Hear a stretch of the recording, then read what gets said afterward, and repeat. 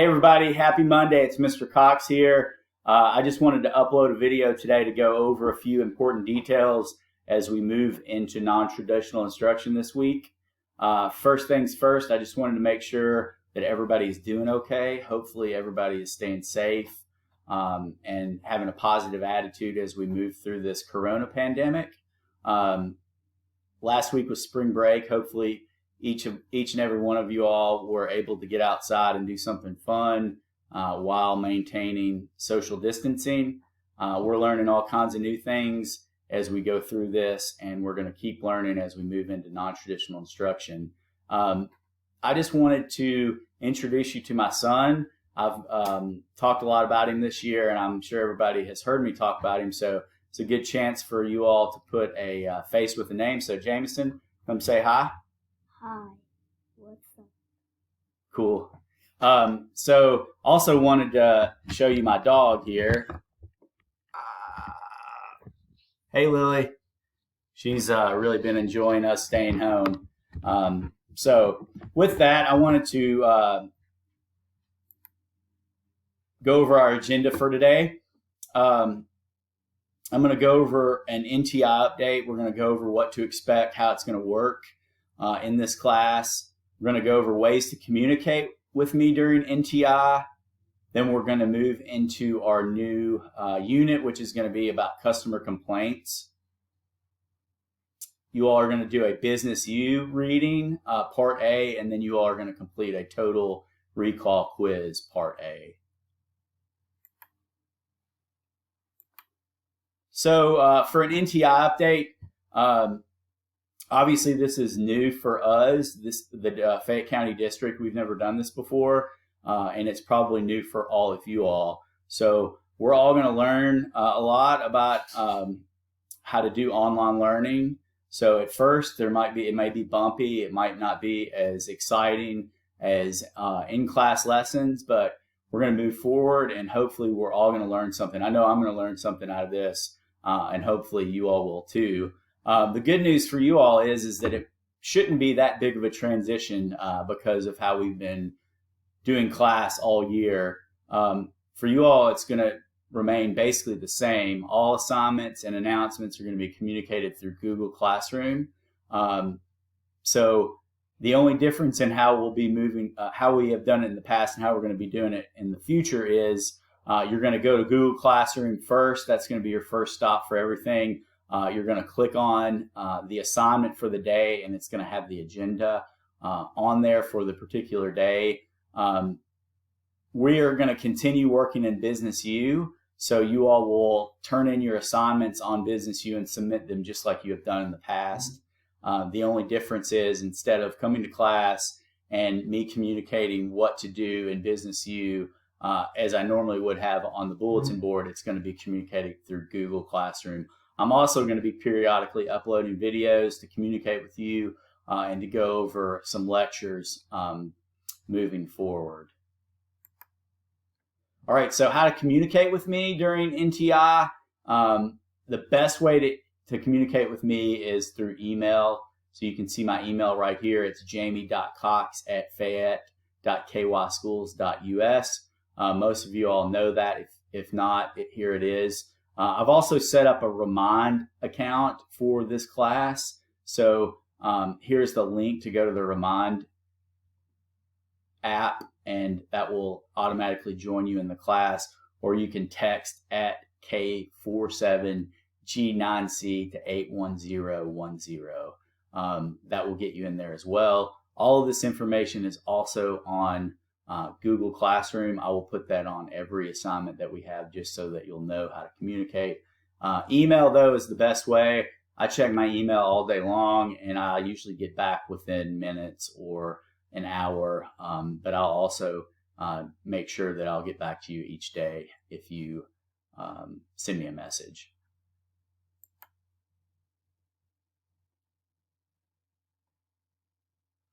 All right, so today we're going to start a new unit in Business U.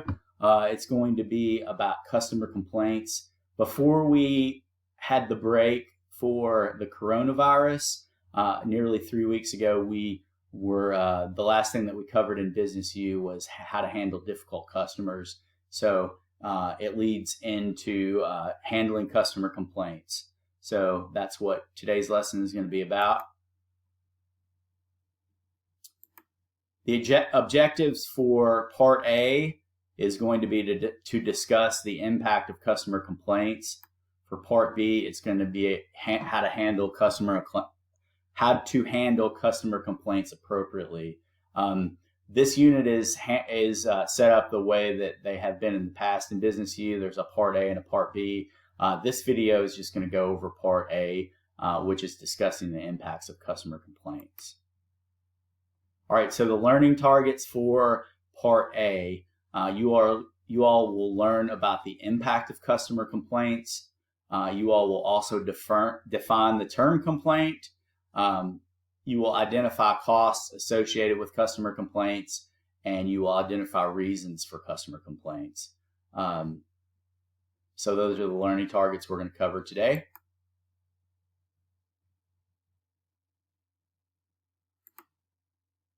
All right, so while I learn about complaints, complaints aren't fun, as you all know. Anytime you get a complaint, especially against yourself, it's no fun. For example, if I give you if I get on you about not turning an assignment in, or I complain that you're talking too much, it generally isn't fun.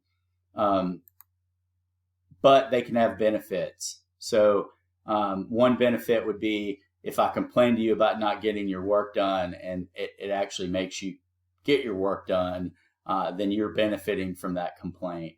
And as we move through this slideshow, you'll see how complaints can help businesses in the same way that they can help you personally. Why learn about complaints? It's because as an employee, you're going to have to handle these things every day. Many of you all have fast food jobs, so I'll try to frame the examples in a way that's easy for you all to understand. So I'll use fast food restaurants as examples if I can. So for the discussion today, I want you all to tell me about a customer complaint that you all have experienced in the past. I know many of you all work in fast food. We've talked about it as we've went through the semester. Many of you all have had some really good examples of how management works in fast food restaurants. So for this, I would like you all to tell me about a customer complaint that you've experienced. So you can do that in a couple ways. You can put that in the comment section on this video, or you can put the comment in the assignment link on Google Classroom. Either way will work. So whichever is more convenient for you, that's how you should do it. All right.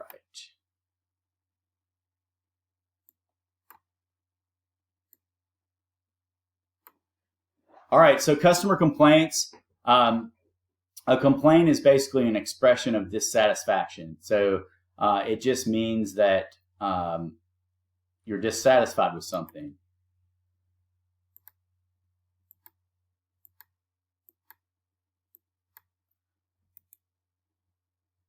All right, so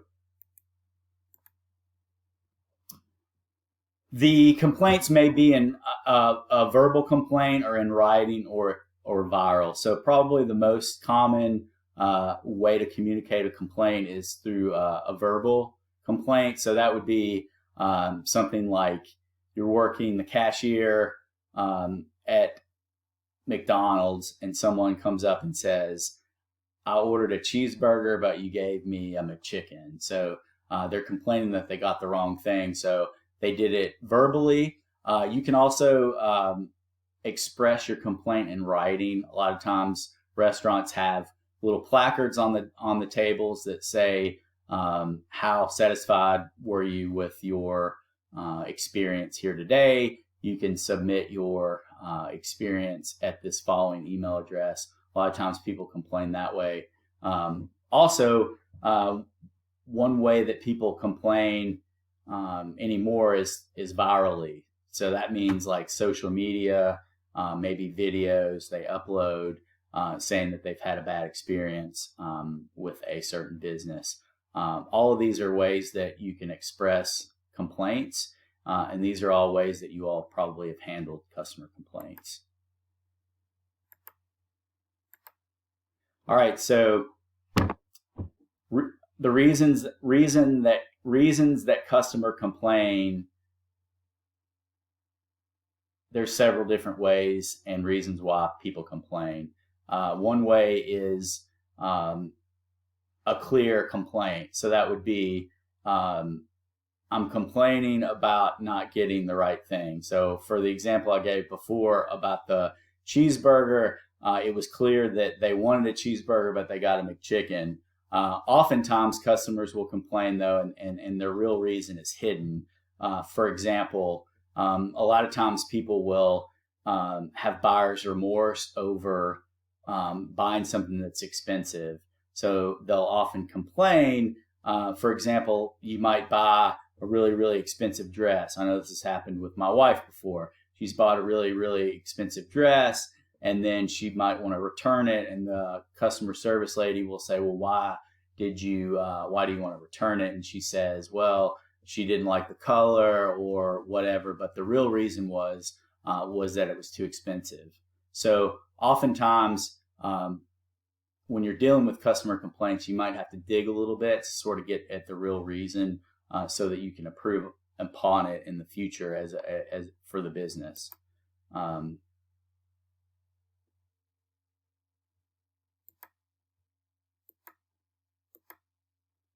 right, so there's often many ways that complaints can cost businesses. One way is to the actual employee or salesperson. Obviously, money would be the number one cost to a salesperson. So if they lose a sale, they're going to lose money. Also, many of you all that are starting your first jobs, you may have some customer complaints against you, and it might impact your confidence. But I think early on, anytime you're in a new job or a new employment, early on, you should use it all as a learning experience. If you have some bad experiences and customers complain, just try to be open-minded and positive about it and learn from it so you can improve upon your skills.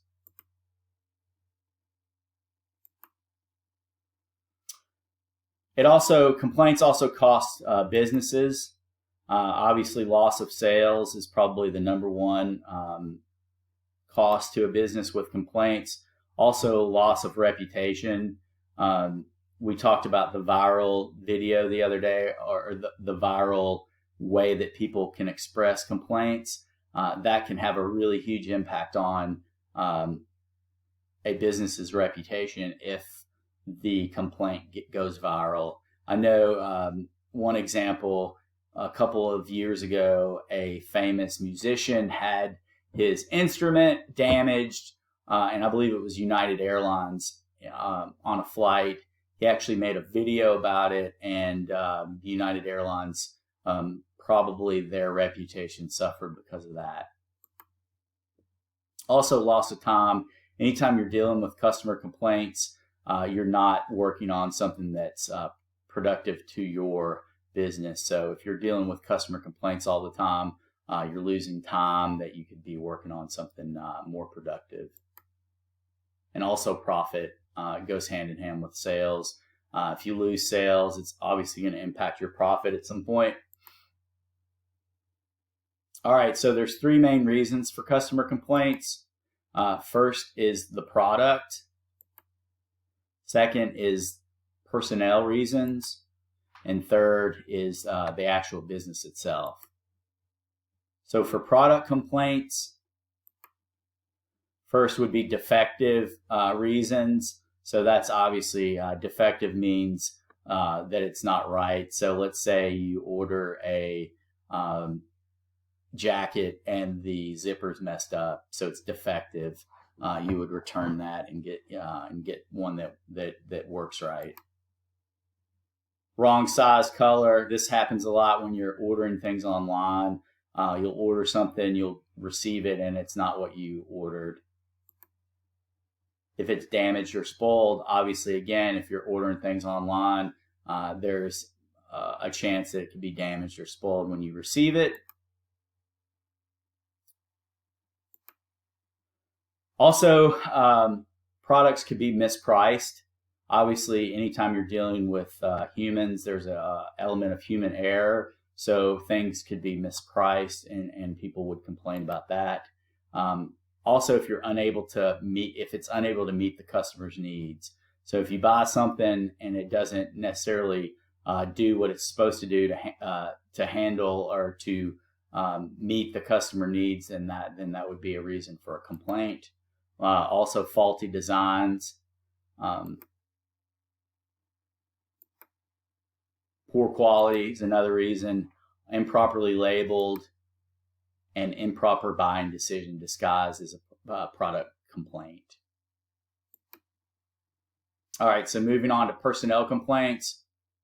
This would be being rude. So for you all that are working in forward-facing businesses, meaning that you deal with customers every day, you want to make sure you're not being rude.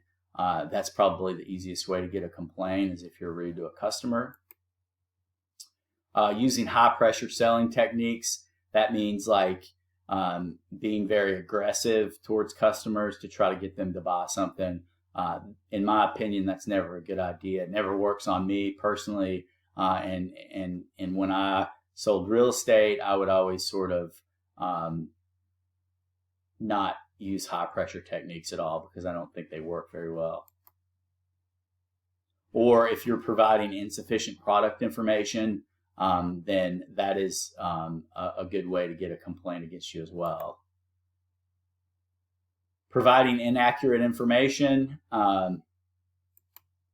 providing unsatisfactory service, those are all ways to get complaints as an employee.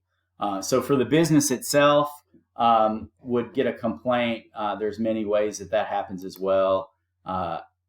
It's the number and types of services offered would be a way. If you're offering too many things, or if you're offering not enough and it's not satisfying the customer, then obviously you're going to complain about the business. And if you're not adhering to certain policies, especially governmental policies, then you'll get a complaint against you as well. This is a big one. A lot of customers complain when you can't reach a person who can help you. So we all order things on. The thing that I judge a company by is how easily I can get an actual person on the phone. If you call somewhere and you can't get to speak someone, then it's harder for you to get your problem solved. And that is an easy way that people complain about businesses. Hidden costs. So obviously when you buy something, you want to know exactly what you're paying for it up front. You don't want to get to the end of the transaction and have all these new costs associated with it. So a good example of that would be, let's say, buying a car. When you all get older, many of you all are getting to the age where you might be buying your first cars. A lot of times the sticker price is not actually what you're going to pay for it. There's a lot of hidden fees. There's a lot of taxes. There's a lot of fees that are transactional that are hidden sort of on the sticker price. So that is a big complaint that people have about buying cars. And unkept promises. Obviously, if you're running a business, you want to make sure that you keep all your promises that you make to people. That can definitely have an impact on your reputation as a company if you're not fulfilling your promises that you make. All right, so that is the end of the lecture for Part A. The assignment for Part A The first part was to tell me and your classmates about an experience with a customer complaint. You can do it in the YouTube comment section for this video or the actual Google Classroom assignment link. You're going to read part A on Business U, and then you're going to complete the total recall quiz. So this should all be completed today and will be due on Wednesday, since today, Monday, is an A day. Again, hopefully this was helpful to you all to go over this. I wanted to make sure that you all understood how I'm going to be issuing assignments to you all as we move forward through NTI. Also, just be patient with all of your teachers in the coming weeks, because obviously this is all new for everyone. And if any of you all have questions about any of the assignments, please feel free to reach out. I'm here to help you. I want to be of assistance any way that I can in the next couple weeks. We're all going to get through this together. I feel like we're all going to come out on the other end better for it, obviously, because we're learning all this new stuff. And I think it's really going to benefit most of you all in the future to learn how to sort of navigate online learning. It's a really good skill to have, and many of you all that are going to move past high school into post-secondary education, that's how a lot of that content is delivered these days. So with that, I will let you go. Again, if you have questions, reach out to me on email and I'll be glad to help. Hope you all have a nice Monday. Bye-bye.